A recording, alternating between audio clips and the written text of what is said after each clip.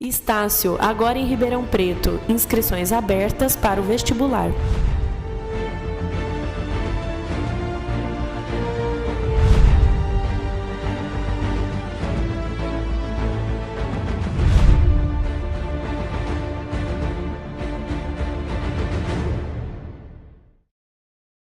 Olá, este é o programa OAB na TV da 12ª subseção, que abrange as cidades de Jardinópolis, Ribeirão Preto, Cravinho, Serrana, São Simão e Santa Rosa de Viterbo, programa que tem o apoio cultural do Centro Universitário Estácio Uniceb. Nesse nosso primeiro programa inédito de 2016, nós estamos aqui com o advogado militante, conselheiro da Associação dos Advogados de Ribeirão Preto, Dr. Roberto Carlos Nascimento. Dr. Roberto, obrigado pela presença. Eu que agradeço, Eduardo. Para mim é uma honra estar aqui, era muito importante para mim estar com você nesse momento e quero desejar agora já um feliz 2016, né? E que seja um ano repleto de saúde e realizações, e agradecer também a quem nos está dando a honra de assistir, né? Com a audiência que sei que você tem. Eu estou muito feliz mesmo de estar aqui com você hoje. Obrigado, Roberto. Você está lançando um livro agora, mais um, né? Chamado Advogado, Volume 1, Atitude. De onde surgiu a ideia de escrever esse livro, Roberto? Eduardo, eu sou o primeiro advogado da minha família. Minha família não tinha uma tradição jurídica, né? Não havia outros advogados na família. E quando eu comecei na minha profissão, eu fui auxiliado por vários profissionais de primeira grandeza, a quem devo muito, e despertou em mim essa vontade também de auxiliar os advogados que estão começando, os jovens advogados, né? E nesse sentido, eu resolvi escrever esse livro para ajudá-los no começo da carreira. Eu já tinha entrado no que eu denomino moto contínuo, na profissão de atendimento, honorário, audiência, sentenças, e continuaria assim por mais 30 anos. Mas tive um contato com um grande amigo, que hoje trabalha lá no Vale do Silício, que me disse algumas palavras: startups, canvas, ferramentas da era digital e do movimento de empreendedorismo. Então eu percebi que eu tinha ajudado muita gente durante minha carreira, mas na realidade eu tinha ajudado poucos. Então foi a via que eu encontrei agora de que tudo, minha experiência aliado a essa tendência nova, de colocar nesse livro. É um universo que se descortinou para mim e tenho certeza que a advocacia carece demais dessa nova tendência. Ô Roberto, eu estava dando uma olhada, né, uma pesquisada ali. O teu livro se baseia um pouco assim naquilo que é conhecido como a teoria do chá. Explica para o nosso público o que é isso. Justamente. Eduardo, eu vou te contar uma história. Eu já trabalhei no Banco do Brasil, tive uma carreira lá muito boa, tenho muita saudade do ambiente, muitos amigos. E eu era amigo, inclusive, de quem trabalhava comigo, às vezes pessoas mais velhas, né? E dos filhos desses funcionários do Banco do Brasil. Então eu chegava no colega e falava: e o menino lá? Acabou a faculdade. Oh, que bom. Passava um período, eu chegava: e o menino? Está fazendo uma pós-graduação. E eu chegava novamente no colega: e agora? Está fazendo outra pós-graduação. Então, Eduardo, eu cheguei à conclusão seguinte: o conhecimento, acho que é a nossa maior riqueza, nosso maior patrimônio, ele pode ser uma armadilha para você e para o advogado muito mais. O advogado tem um problema na profissão, não está tendo a resposta devida, ele vai fazer uma pós-graduação. Então isso tudo é conhecimento, né?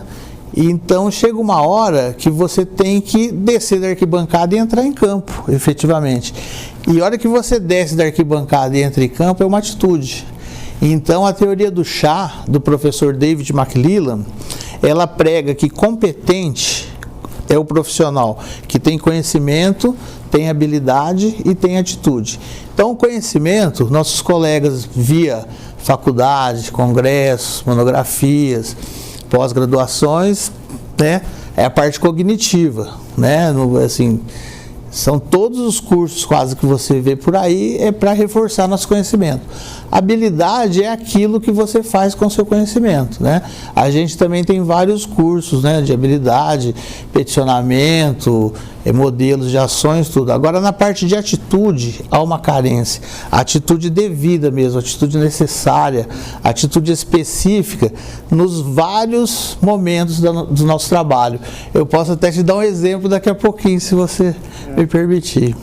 Não, pode falar, pode falar. Então, o exemplo de atitude, um bem simples, né, que eu abordo no livro, é o seguinte: o advogado está prestando assessoria, está atendendo um bom cliente, então ele está falando lá, olha, essa ação vai ser resolvida assim, nós temos essas teses, vamos ser apoiados tecnicamente assim, e o atendimento está correndo bem. Quantas vezes o cliente vira para o colega e fala, bom, agora vamos falar dos seus honorários. Ele fala, meus honorários?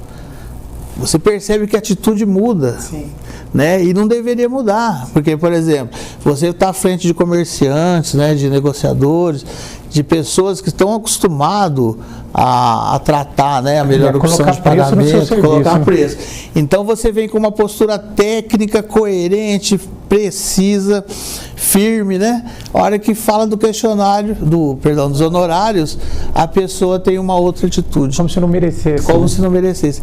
Essa atitude é o que eu falo do meu livro. Essa atitude que você tem que ter frente ao cliente, frente ao juiz, frente ao promotor, frente a situações mais estressantes, com relação a outros colegas, né? Uma atitude ética. Então, meu livro começa falando sobre atitude devida.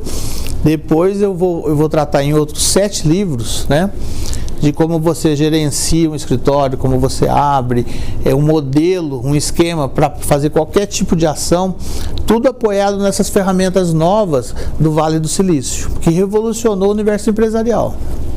E as teorias do professor Simon Sinek, que você também está levantando? Então, o professor Simon Sinek é um dos maiores expoentes desse movimento lá nos Estados Unidos. Ele criou o que se denomina Círculo de Ouro, né? Então, é um dos principais pilares para você ter uma atitude exata, precisa. Por quê? Ele descobriu, Eduardo, imagine um alvo com 3 círculos, né? Isso está bem explicado no livro, em que ele mapeou o cérebro humano e o discurso das pessoas. Então ele descobriu que sempre que você fala com pessoas sobre realizações, sobre atividades, o que vai fazer, a maioria das pessoas parte do círculo de fora, fala o que vai fazer. Olha, eu vou fazer uma festa, eu vou abrir um escritório, eu vou atender um cliente.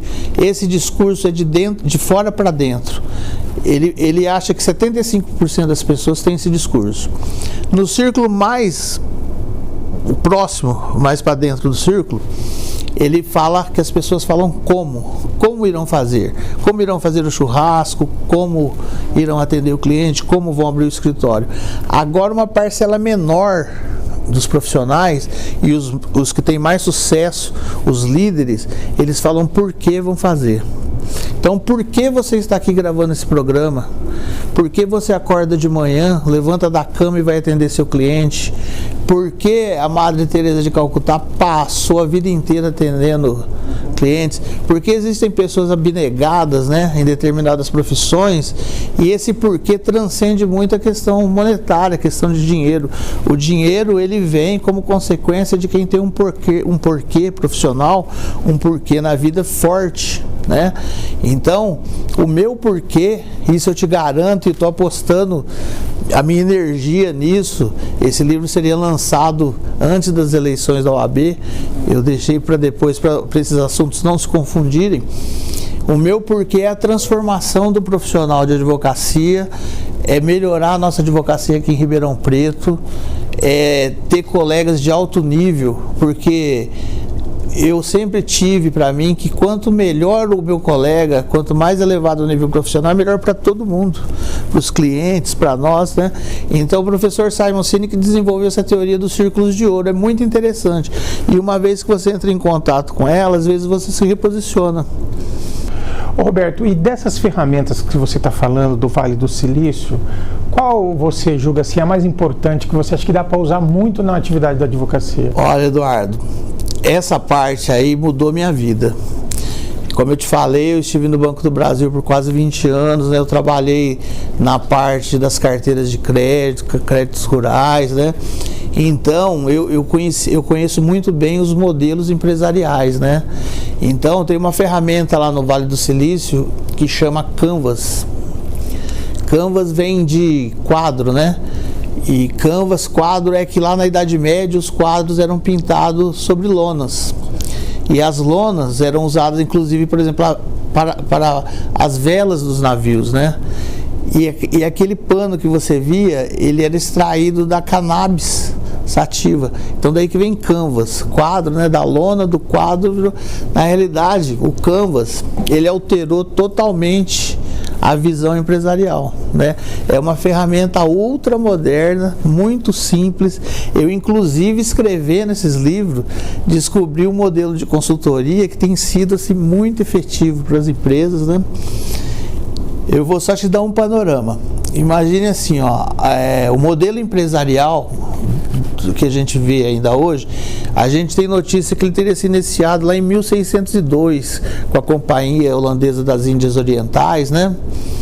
Depois, ali em 1850, as ferrovias americanas deu uma outra alterada no modelo. Você vai de 1850 bater lá em 1907 em Harvard, que criaram o primeiro MBA.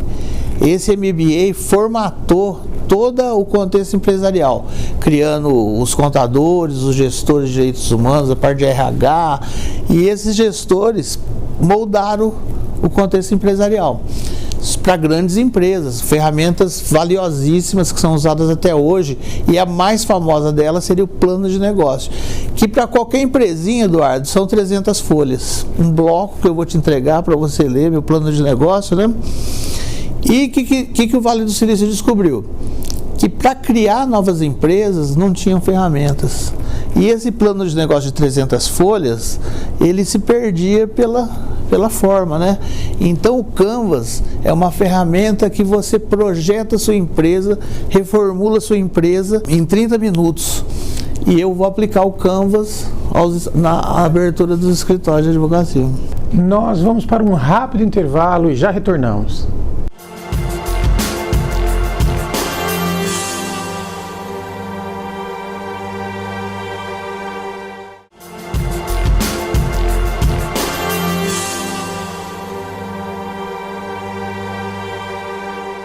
Estamos de volta com o programa OAB na TV, que tem o apoio cultural do Centro Universitário Estácio Nicebre. Nós estamos conversando com o Dr. Roberto Carlos Nascimento, autor do livro Advogado, volume 1, Atitude.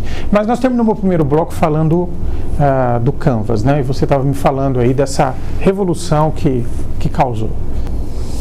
Então, Eduardo, há um livro que chama Business Model Generation. Esse livro, aliás, eu adoto nesse livro Advogado, volume 1, Atitude, essa postura dos autores. É um processo de cocriação. Ele foi escrito com a participação de 435 autores, espalhado em 170 países. É ele que deu origem ao Canvas. Então o Canvas, até assim para mim ser mais direto, pensa no seu computador hoje, a hora que você vê a impressora que você clica e ela imprime. Na realidade, aquele ícone tem por trás dele toda uma inteligência. Então o Canvas é isso também, é como se fosse um ícone maior, né? Que se aplica a tudo. E eu falei do processo de criação desse livro, porque essa é a primeira edição do meu livro. Se você entender que não há nada correto que eu esteja dizendo ali, se não melhorar em nada a sua advocacia, eu quero que você me mande as suas conclusões, as suas teorias, elas serão incorporadas no meu livro e na segunda edição vai constar seu nome na edição. É uma obra aberta e para um processo de cocriação. E você acha que hoje, diante da realidade que nós estamos vivendo, o caminho para a advocacia, para os escritórios de advocacia, é mesmo a gestão empresarial? É a gestão empresarial e inovadora. Se você acompanhou toda essa evolução de todo esse contexto empresarial que a gente vê, você vai ver que lá atrás a palavra era qualidade, depois era controle, processos. A palavra hoje, Eduardo, é inovação. Então, os jovens advogados hoje eles têm que se libertar daquele procedimento que a gente encontrou no começo da carreira, de você abrir teu escritório, ter lá seu cartãozinho, ou ter seu site, né? E abrir as portas.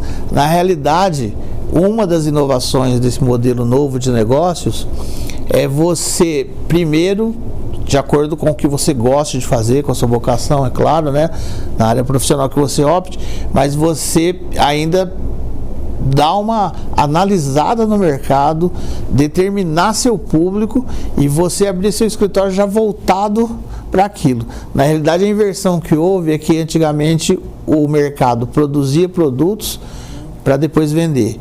Hoje o mercado vai lá ver o que ele quer comprar e se mobiliza para produzir. Eu acredito muito que a advocacia vai tomar esse caminho, né? Mas ainda não sabe.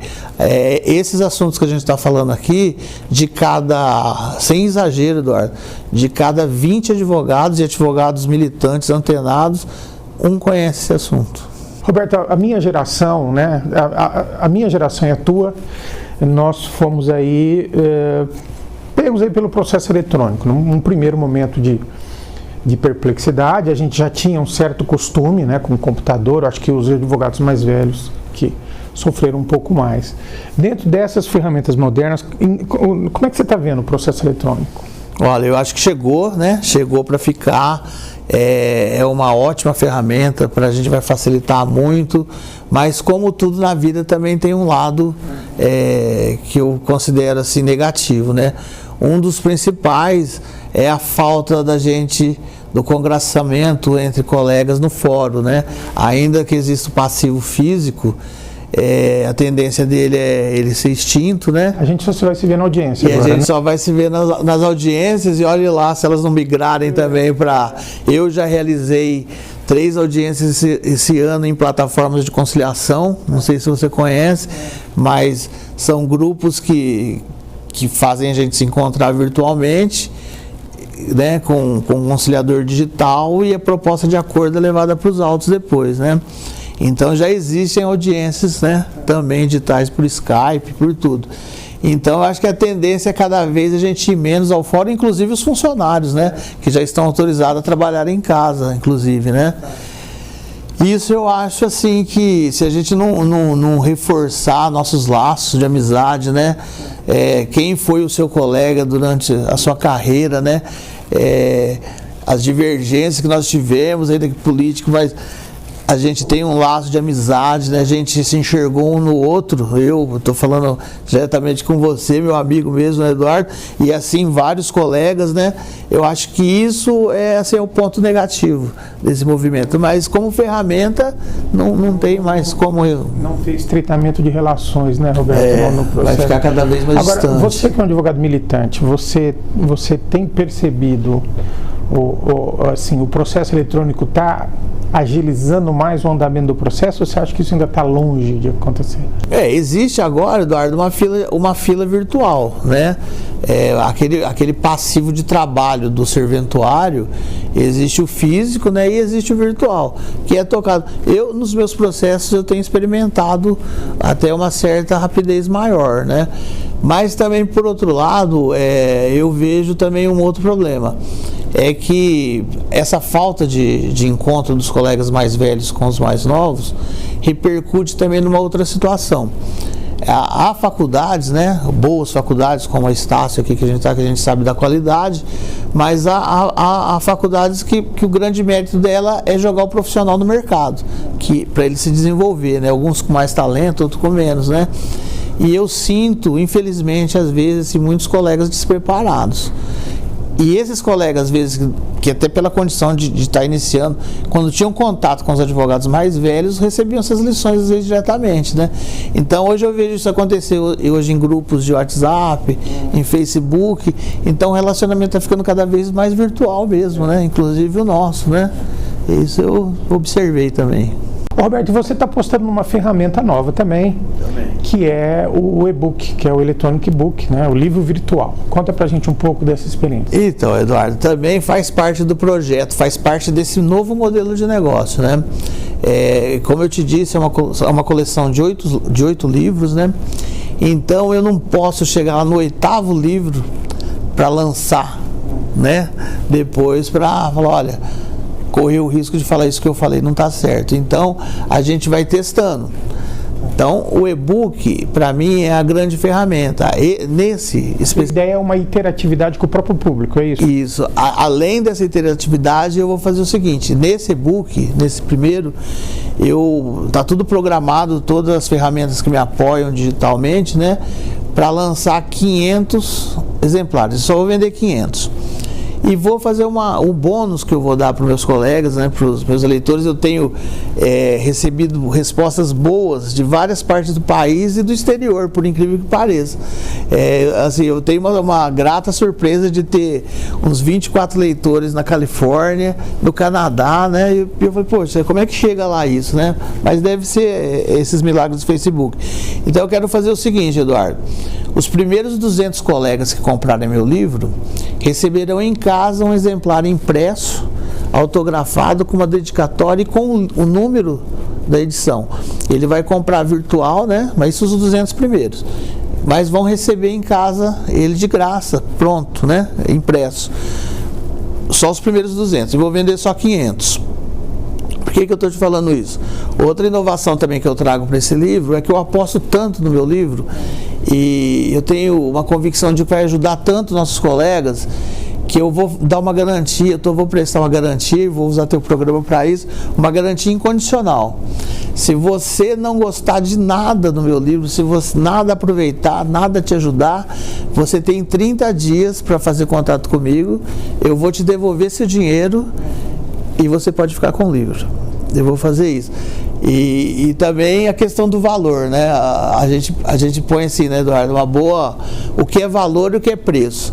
Para mim esse livro não tem valor. Eu estou muito entusiasmado com esse livro. É resultado de 30 anos de trabalho, conjugado com essa moçada nova que eu me inseri nesses grupos do Vale do Silício. Então, eu estou tão animado com isso que eu vou prestar essa garantia. Ô Roberto, e você tem sentido uma aceitação ao electronic book, ao e-book? Como é que está esse comércio de e-book, assim, de uma forma geral? Olha, é a tendência moderna também, viu, Eduardo? Com agora os tablets, né, com os Kindles da vida lá, e chegou para ficar, tá aí a Amazon, né? Meu livro já está lá também. Então eu te digo o seguinte, são ferramentas que chegaram para ficar. Eu particularmente, e sei que você também, eu ainda tenho um apego ao atributo da portabilidade, de segurar o livro. Então por isso que eu vou também fazer a versão impressa, né?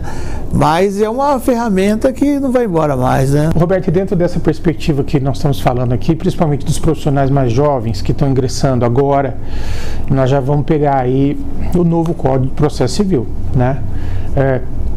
Como é que você está vendo isso? Você já começou a estudar o Código de Processo Civil? Tem que começar. Sua análise desse... Olha, eu gostei muito da estrutura nova, né? De duas partes, né? Que antes não tinha, que era, a gente tinha por capítulos, né? Por assuntos, agora a parte geral, né? Eu gostei muito dessa estrutura nova. Gostei também da parte que deu relevo à conciliação, né? Eu tenho estudado na medida do possível, a gente vai avançando devagarzinho, mas eu estou muito otimista mesmo, muito. Acho que vai melhorar muito. A impressão que houve pelo menos uma tentativa, né, de valorização da advocacia, né? Também, eu acho que a gente saiu prestigiado, né? Porque também com a alteração agora do artigo 7º, né, do nosso estatuto também, né, deu um tom mais moderno ao próprio inquérito policial, né, Eduardo? É o que a gente sempre pregou, né? Então, acho que quanto mais forte a gente fizer, mais resposta a gente vai ter, né? E dentro dessa ideia que você tem passado para os mais jovens, como faz para conciliar essa questão de você ter que ter uma gestão empresarial, mas ao mesmo tempo o Código de Ética da OAB ter restrições muito duras em relação à publicidade, Roberto? Eu acho que a advocacia vai migrar para o que a gente chama de marketing de conteúdo. Na realidade, a vedação, a captação de clientes, né, eu acho que ela é necessária, é ideal, mas a prospecção de cliente vai mudar. Né? Então você vai criar uma autoridade, um posicionamento digital e o cliente também vai ver quem são os especialistas. O que seria esse marketing de conteúdo exatamente? Marketing de conteúdo é como se você tivesse uma estação, que é um blog, um site, né? E você vai gerar conteúdo naquilo que você é bom, né, para o mercado naquilo que você trabalha e vai se tornar uma autoridade naquilo. Você vai estar se mostrando, mostrando então, o seu na realidade, trabalho, o né? cliente vai te procurar, né? Mas só que você vai instá-lo. Não né? é uma propaganda, exatamente. Não é uma propaganda, você vai falar sobre o jeito do trabalho, sobre, né, a parte empresarial, a matéria que a pessoa atuar, né? Mas eu acho que aí é uma atitude proativa e não caracteriza a captação, né? Bom, Roberto, nosso programa está chegando ao fim. Queria dizer que para mim foi uma alegria enorme tê-lo aqui. Queria te desejar muito sucesso aí no seu livro. É um livro realmente importante, né? E eu te desejo muito boa sorte. Obrigadíssimo, querido. Muito obrigado. O lançamento vai ser por e-mail, né? Eu estou mandando de presente os 3 pilares da advocacia. Se você quiser receber o lançamento, você clica lá que você recebe um de presente, né? E depois recebe o lançamento do livro. Obrigado, eu que agradeço, Eduardo. Uma satisfação enorme. Este foi o programa OAB na TV da 12ª subseção com apoio cultural do Centro Universitário Estácio Uniceb. Muito obrigado pela sua audiência. Semana que vem nós estaremos de volta.